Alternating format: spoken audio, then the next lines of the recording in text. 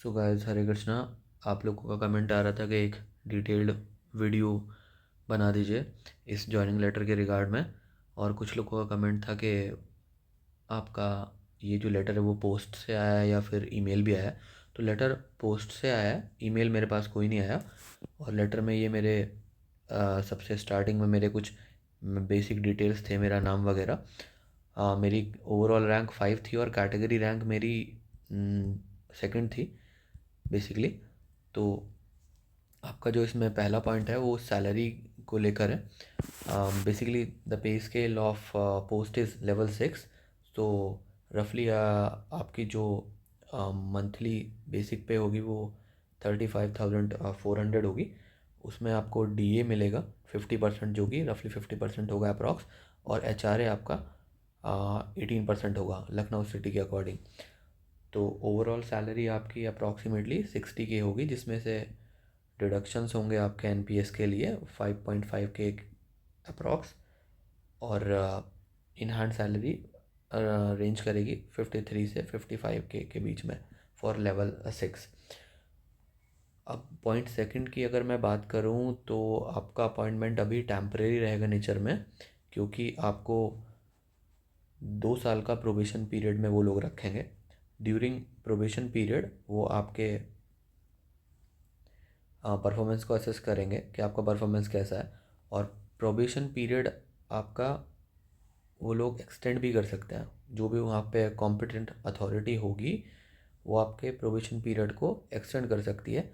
और अगर probation period के बाद कॉम्पिटेंट अथॉरिटी को लगता है कि आप एलिजिबल नहीं हो, तो वो लोग आपको टर्मिनेट भी कर सकते हैं। मतलब आपकी जितनी भी सर्विसेज, जॉब की सर्विसेज हैं, उन्हें एंड कर सकते हैं वहीं पे।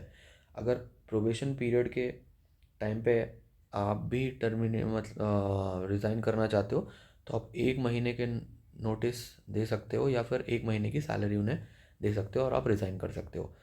हालांकि अभी इन लोगों ने यहाँ पे टेम्परेरी वर्ड को मेंशन किया है, क्योंकि अभी पोस्ट पोस्ट तो परमानेंट है, पर आप परमानेंट नहीं हो। बट लाइकली फ्यूचर में परमानेंट होने के चांसेस रहते हैं यहाँ पे, अगर आपका परफॉर्मेंस में कोई इशू नहीं है तो। पॉइंट नंबर 4 में बेसिकली उन्होंने जो भी आपका प्रेग्नेंट वुमेन्स हैं वुमेन है सॉरी, उनके लिए रूल्स और रेगुलेशंस बताएं अंडर गवर्नमेंट रूल्स ऑफ 1958। तो अगर कोई भी वुमेन प्रेग्नेंट है 12 वीक से उससे ज़्यादा का, तो उसे एक्सटेंशन के लिए एक प्रॉपर मेडिकल सर्टिफिकेट सबमिट कराना होगा। पॉइंट नंबर 5 में आपका पुलिस आपका कैरेक्टर वेरिफिकेशन करेगी। आपका कोई क्रिमिनल रिकॉर्ड तो नहीं है या फिर आप पे कोई भी कोर्ट केस तो नहीं चल रहा। तो बेसिकली ये डिस्ट्रिक्ट मजिस्ट्रेट के लेवल पे होता है, अब जो भी आपका पुलिस वेरिफिकेशन है। और अगर किसी का भी कोई क्रिमिनल केस या फिर कोई भी कोर्ट केस चल रहा होता है, तो उसका कैंडिडेचर वहीं पे कैंसिल हो सकता है और कुछ ना कुछ लीगल एक्शन भी लिया जा सकता है। पॉइंट नंबर 6 में जो भी यूनिवर्सिटी के रूल्स हैं, जो भी केजीएमयू एक्ट है, यूनिवर्सिटी के रूल्स, सर्विस रूल्स जो भी होंगे वो आप पर ऑटोमेटिकली ही अप्लाई होंगे। और यूनिवर्सिटी आपको जितने भी उसके वर्क प्लेसेस हैं वहाँ पे ट्रांसफ़र दे सकती है। तो आपको यूनिवर्सिटी के अकॉर्डिंग, रूल्स के अकॉर्डिंग ट्रांसफ़र मिल सकता है, यूनिवर्सिटी आपका ट्रांसफ़र कर सकती है। पॉइंट नंबर 7 में आपका आपका अपॉइंटमेंट अभी प्रोविजनल है, और ये डिपेंड करता है आपके सर्टिफिकेट पे, SC ST OBC जो भी आपका सर्टिफिकेट है। तो वो प्रॉपर अथॉरिटी आपका वेरीफाई करती है। डॉक्यूमेंट वेरिफिकेशन में भी आपका वेरीफाई हुआ ही होगा। अगर आपका सर्टिफिकेट फेक निकलता है या फॉल्स निकलता है कुछ भी, या आपने गलत कैटेगरी के लिए क्लेम किया है, तो आपका जो भी कैंडिडेचर है वो उसी टाइम पर कैंसिल हो जाएगा। और अगेन इसमें फिर से आपका कुछ लीगल इम्प्लीकेशंस आएंगे और लीगल केस भी बन सकता है। पॉइंट 8 है आपका प्राइवेट प्रैक्टिस पे। तो गवर्नमेंट जॉब के साथ में ना आपको प्राइवेट जॉब करनी है, ना कोई बिजनेस करना है प्राइवेट, और ना ही आपको कोई क्लिनिकल प्रैक्टिस करनी है, ये अलाउड नहीं है केजीएमए के रूल्स के अकॉर्डिंग।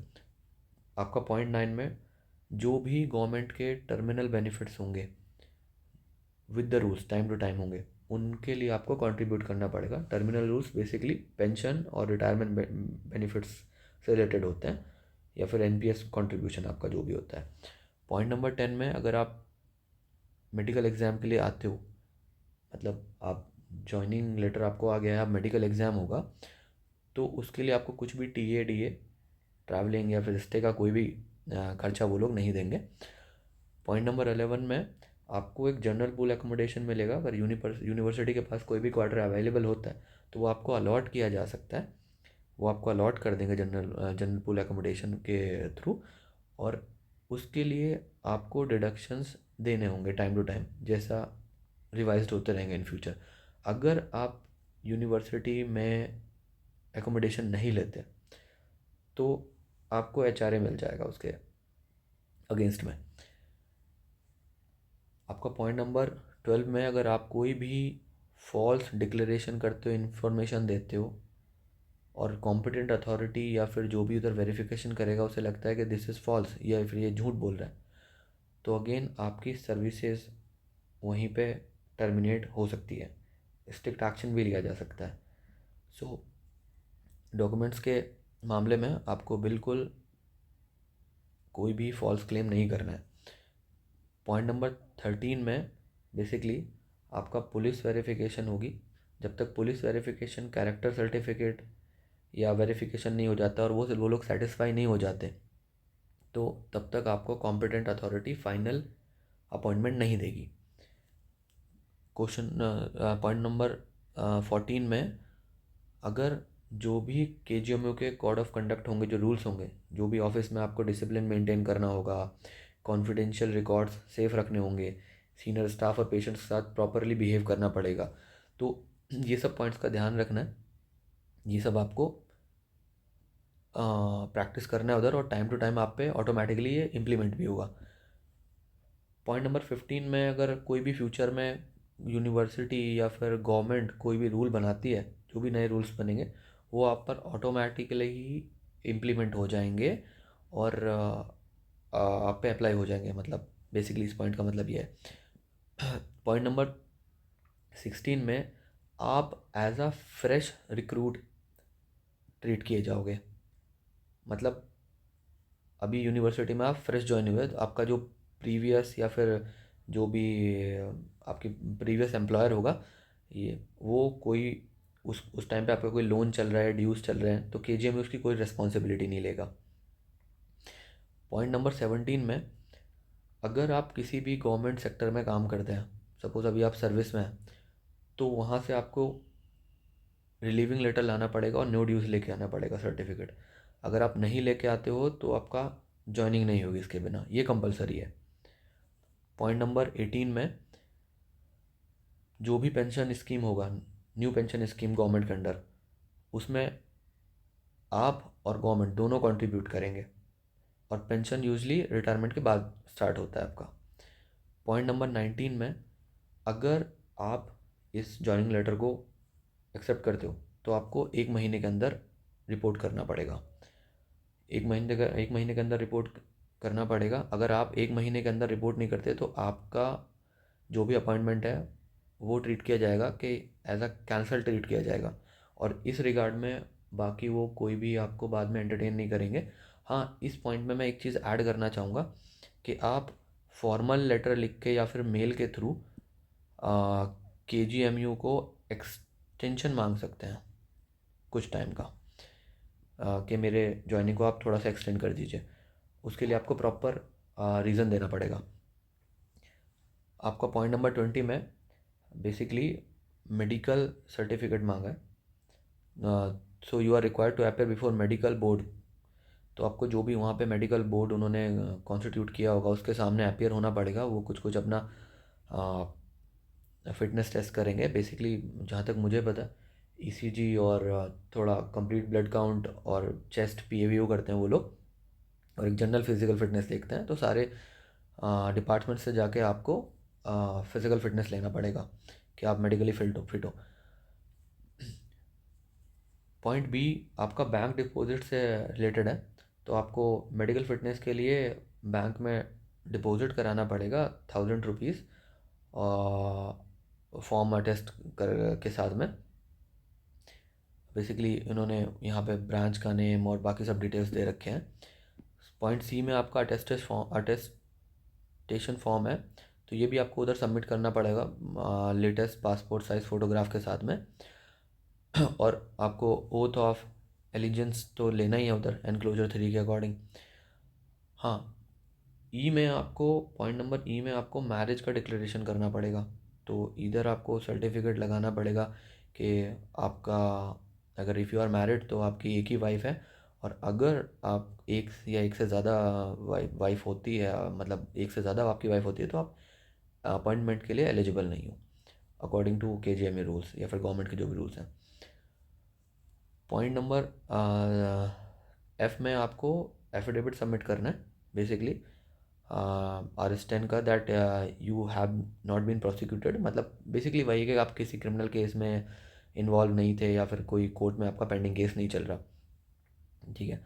और आपको ओरिजिनल डिस्चार्ज ऑर्डर लेना है, मतलब अपने प्रीवियस एम्प्लॉयज़ से, और गेजेटेड ऑफिसर से आपको सर्टिफिकेट बनवाना है। पॉइंट आई में आपको application on plain paper stating clearly if the appointee was in obligation to serve central government, वही आपको NOC लेना है वहाँ से अपने प्रीवियस एम्प्लॉयर से। पुलिस वेरिफिकेशन आपका हो गया है। तो पॉइंट नंबर 21 में you will be subject to biometric verification. जब आप एक बार ज्वाइनिंग हो जाएगी तो आपका बायोमेट्रिक वेरिफिकेशन होगा, आपके सारे बायोमेट्रिक्स और फोटोग्राफ्स मैच किए जाएंगे at the time of joining. और इन केस अगर कुछ भी ऐसा फॉल्स मिलता है तो आपका यहीं पे फिर से आपका जो कैंडिडेचर है वो कैंसिल हो सकता है, और क्रिमिनल प्रोसीडिंग्स हो सकते हैं as per law and termination of service. Basically last point आपका बस यही स्टेट कर रहा है कि ये जो लेटर है वो कॉम्पिटेंट अथॉरिटी के अप्रूवल के बाद इशू हुआ है, इसलिए कम्प्लीटली लेटर ऑफिशियल और वैलिड है। सो बस गाइज इतना ही था इसमें। और किसी का अगर कोई क्वेश्चन है तो प्लीज़ आप कमेंट कर दीजिए, और please do subscribe and follow. अगर फ्यूचर में कोई अपडेट आएगी तो मैं अपडेटेड वीडियो लेकर आ जाऊँगा। Thank you.